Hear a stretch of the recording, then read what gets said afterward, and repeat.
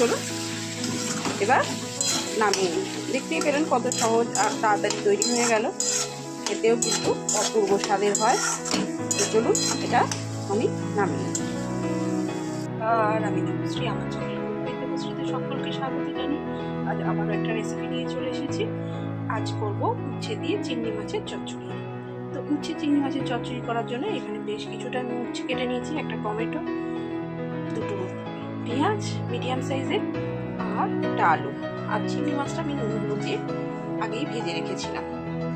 তো এই উচ্ছে চচ্চড়ি করার জন্য উচ্ছেটার সঙ্গে একটু পেঁয়াজটাও বেশি দিতে হবে, তাহলে খেতে খুব ভালো হয়।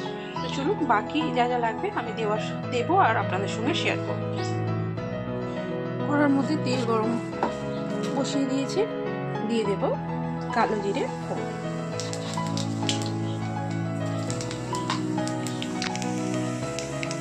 কালো জিরেটা একটু ভাজা ভাজা হয়ে গেলে, কালো জিরেটা ভাজা হয়ে গিয়েছে, এবার আমি দিয়ে দেবো উচ্ছে আলু পেঁয়াজ একসাথে।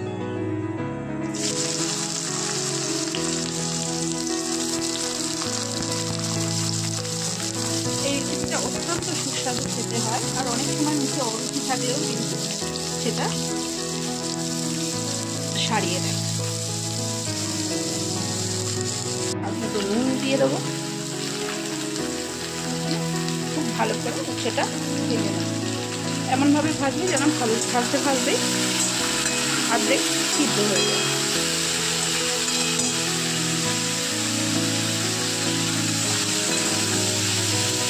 চলুন লাল করে উচ্ছে আর আলুটা ভেজে করে উচ্ছে আলু কি আমি ভেজে নিয়েছি। এবার একে একে মশলাগুলো আমি এর মধ্যে দিয়ে দেবো লঙ্কা গুঁড়ো, হলুদ গুঁড়ো, জিরে ধনে গুঁড়ো আর অল্প জল দিয়ে খুব ভালো করে কষিয়ে নেব।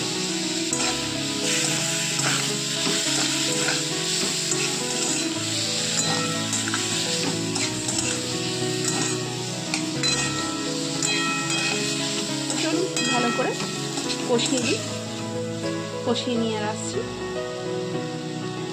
ভালো করে কষিয়ে নিয়েছি, মশলা থেকে তেল ছেড়ে গিয়েছে। এবার আমি পরিমাণ মতো জল দিয়ে দেবো, পরিমাণ মতো জলটা দিয়ে দেবো। এবার ঢাকনা দিয়ে সিদ্ধ হওয়া অবধি অপেক্ষা করব। তো চলুন সিদ্ধ হয়ে গেলে আসছি। টমেটোটা দেওয়া হয়নি, টমেটোটা দিই, সিদ্ধ হয়ে যাবে এইভাবে। চলুন 5 মিনিট হয়ে গিয়েছে, এবার দেখেন। হ্যাঁ, জলটা শুকিয়ে গিয়েছে, সাথে সাথে সিদ্ধ হয়েছে কি দেখেন। হ্যাঁ, সিদ্ধ হয়ে গিয়েছে আলু উচ্ছে সবই। এবার দিয়ে দেবো ভেজে রাখা চিংড়ি মাছ আর বেটে রাখা সর্ষে।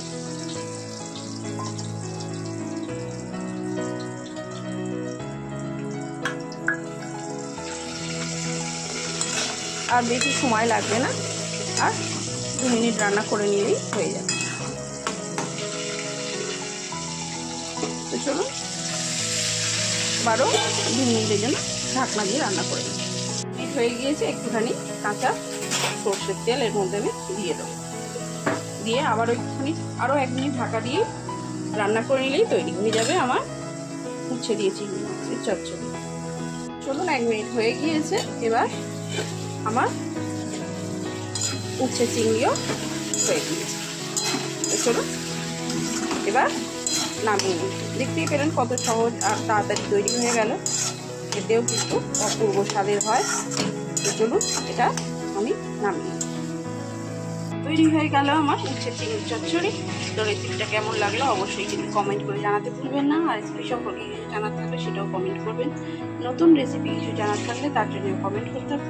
তো চলুন, আর যদি রেসিপিটা ভালো লেগে থাকে অবশ্যই লাইক, শেয়ার অ্যান্ড সাবস্ক্রাইব করে আমার পাশে থাকবেন। তো চলুন আজকের মতো টাটা, দেখা হবে অন্য কোনো দিন অন্য কোনো রেসিপির সঙ্গে।